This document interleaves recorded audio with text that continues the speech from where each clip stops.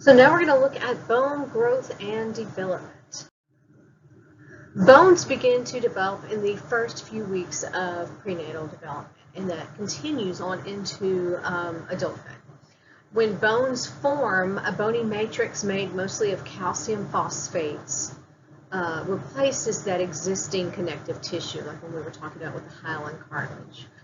Bones form in two different ways. We have intramembranous bones that begin or originate within sheet-like layers of connective tissue. And then we have endochondral bones that begin as a mass of cartilage, which is then later on replaced by bone tissue.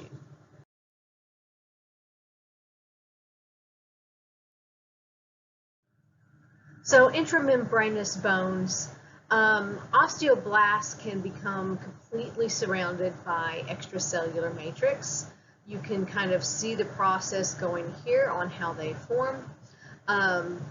They become secluded within lacunae. The process of replacing tissue to form in intramembranous bone is that intramembranous ossification. Ossification is the word.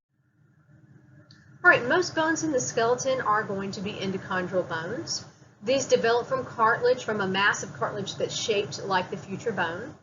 The changes are going to begin in the center of the diaphysis. Cartilage then will decompose, and periosteum forms the connective tissue. Blood vessels and osteoblasts come from the periosteum, and spongy bone replaces that disintegrating cartilage. The process of forming endochondral bone by the replacement of hyaline cartilage is called endochondral ossification.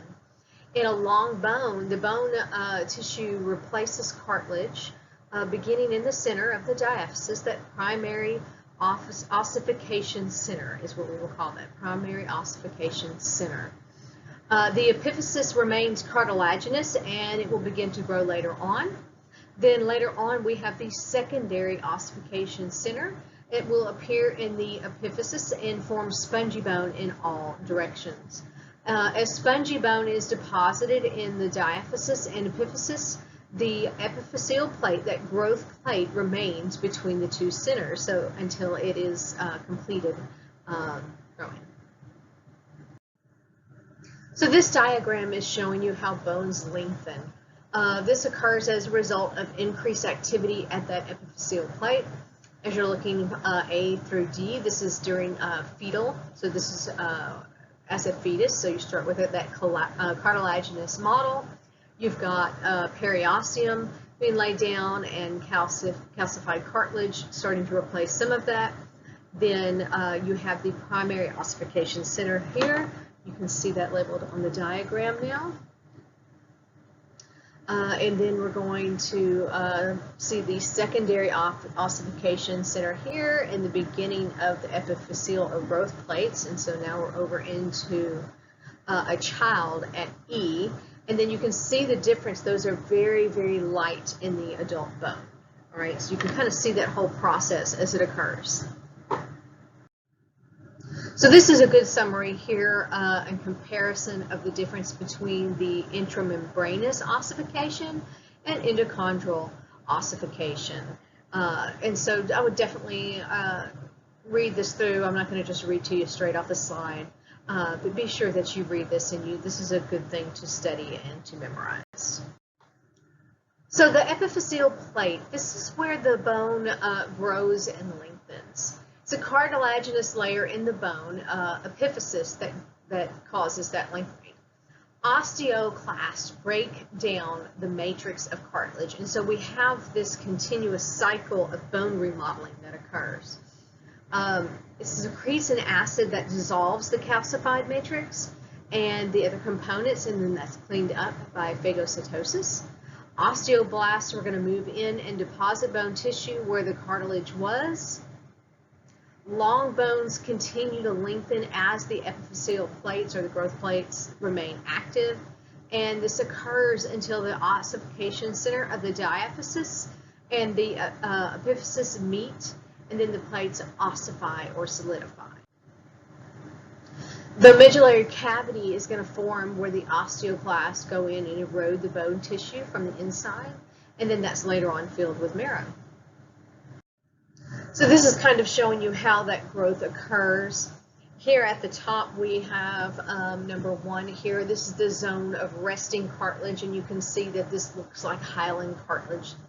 Okay, so this is a zone of resting cartilage. It's closest to the end of the epiphysis. You can tell it's cartilage because you've got the little lacunae. This anchors the epiphyseal plate to the epiphysis. Then next under that you have the zone of proliferating cartilage. This is the second layer of cells. There are many rows of young cells. They are undergoing mitosis, so they are dividing. That causes the cartilaginous plate to thicken. Then next we have the zone of hypertrophic cartilage, hyper meaning above. This is going to be a zone of calcified, hypertrophic cartilage here, I got ahead. This enlarges and thickens the epiphyseal plate even more, and the entire bone then begins to lengthen. And these are going to be older cells, and you can kind of see that progression here in this picture. These are left behind when new cells appears. Cells enlarge and will go on to become calcified, so that's what we call it, the zone of calcified cartilage, because it is now calcified. And then 4 is that actual zone where they are residing once they've become calcified. They are dead cells, they're thin, and it's the whole extracellular matrix is calcified. And so this is just a continual change as we are going here this direction. Osteoclasts and osteoblasts continue that bone remodeling even after growth stops, so that continues throughout life. Osteoclasts go in, the clast with the C, and reabsorb that bone matrix, and then the osteoblasts go in and lay down new bone. These are opposing processes, resorption and deposition, and they occur on the surfaces of the endosteum, endosteum, and periosteum. Okay. Hormones regulate this process. They regulate blood calcium, and that is part of the way that we control resorption and deposition. This occurs at the surface of the endosteum and periosteum. I can't remember if I said that or not. And about 10 to 20% of the skeleton is replaced throughout the year, which is kind of surprising, actually.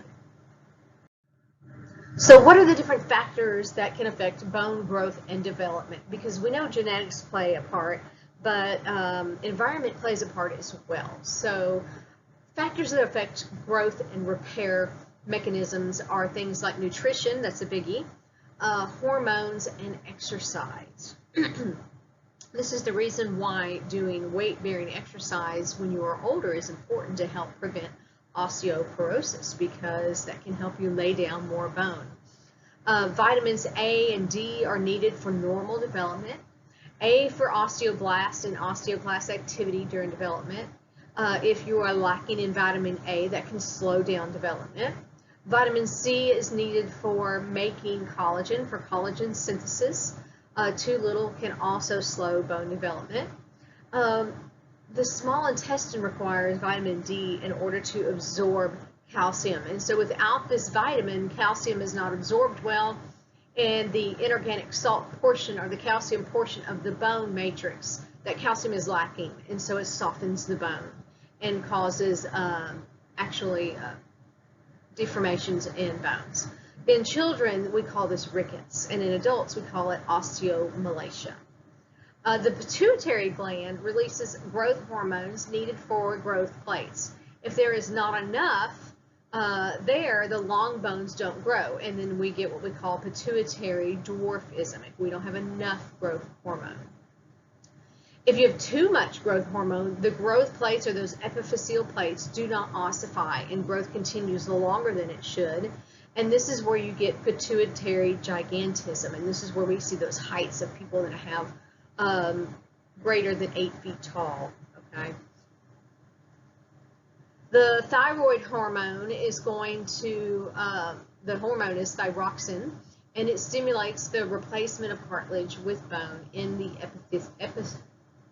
epiphyseal plates. It increases osteoblast. I am really tongue-tied today. It's going to increase osteoblast activity, and then the parathyroid is going to increase the number of osteoclasts that go on to break bone down.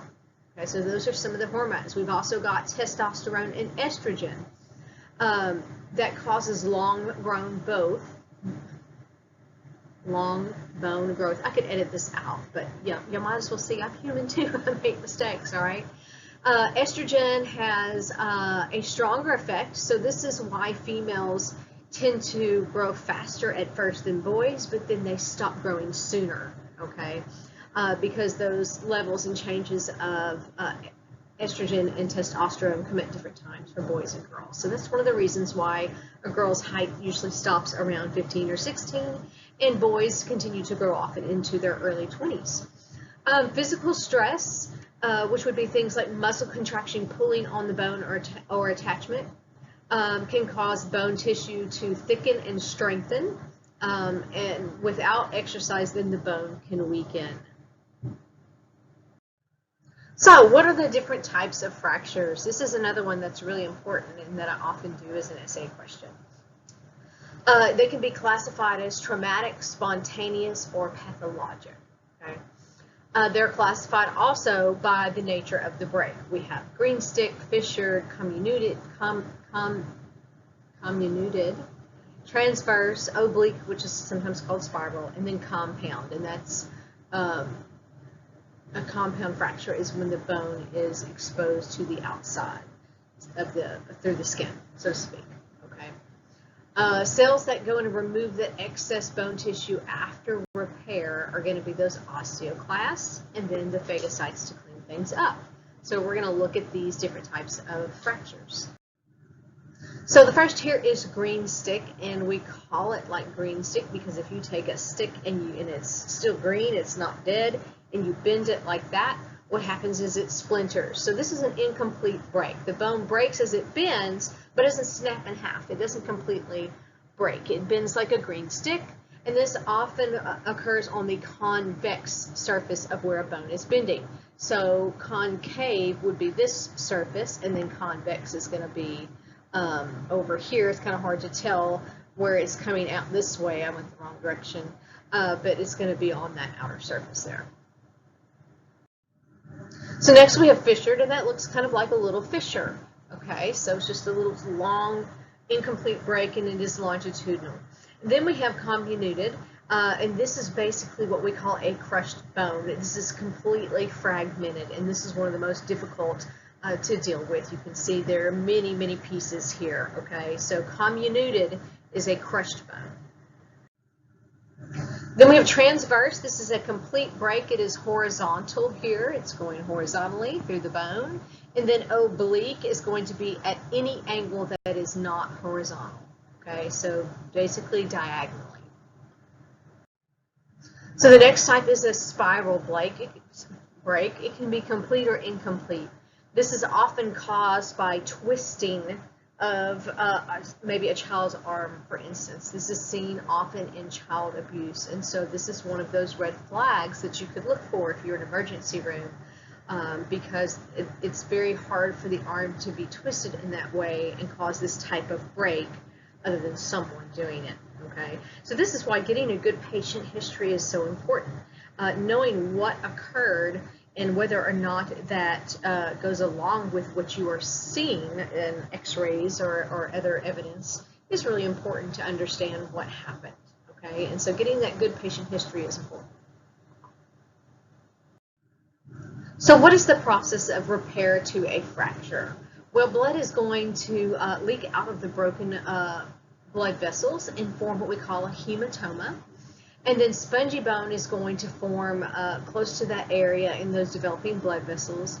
And then fibrocartilage next is going to form, okay, a little bit further out. Then we're going to get what we call a bony callus that's going to replace that.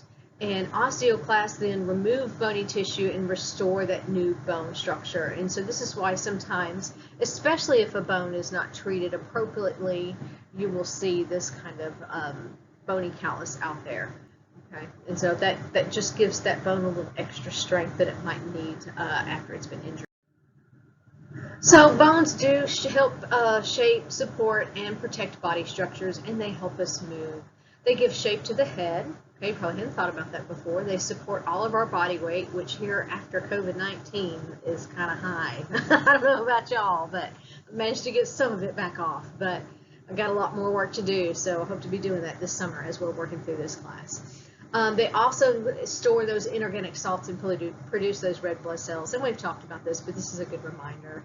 Your ribs help protect your lungs. Bones and muscles interact when limbs or body parts move. And I've got a good example of that.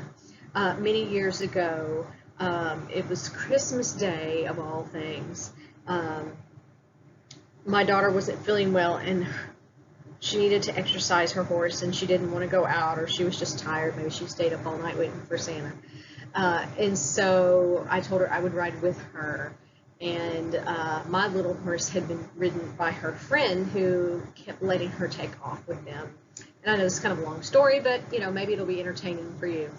And so the horse tried to take off with me. Well, I'm kind of stubborn, so I said, heck no. Pulled on the reins, and basically she stopped, and I went going over her head, all right? And so as I fell, it wasn't that far, because she's a little bitty thing. I twisted, and it's actually during that twisting, there are some muscles there that attach to what we call the transverse process. Okay, so here is your vertebrae, and we have the spinous process that comes out here, and then on the sides we have these transverse processes. And these are points of attachment for muscles, and in this case it happened to be the psoas muscle attached to three of these processes, or three of these vertebrae at the processes. And so that's where they attached, and they are used when you get up and down and when you rotate. And so when I rotated and fell in that rotating position, basically it just snapped those three transverse processes right off of the vertebrae. Easy to laugh about now, but it wasn't then. It was quite painful, never dangerous. I mean, if you look at that structure of that transverse process, and we look at where the spinal cord goes through the vertebrae, there's never any real danger, but goodness gracious, it was painful. And doing things like trying to go to the bathroom or putting on your clothes were almost impossible. So again, understanding those points of attachments and things on bones and how they interact with muscles is kind of important, because yeah, anyway. Blood cell formation is what we call hematopoiesis. It occurs in the red bone marrow, but it actually begins in the yolk sac, way back in the beginning, right? So later blood cells are made in the liver and the spleen, and then later they form in the blood marrow. Red marrow comes from erythrocytes. Doesn't come from. It forms erythrocytes, leukocytes, and platelets. Okay, leukocytes are another name for white blood cells. Erythro means red, so that is a red blood cell.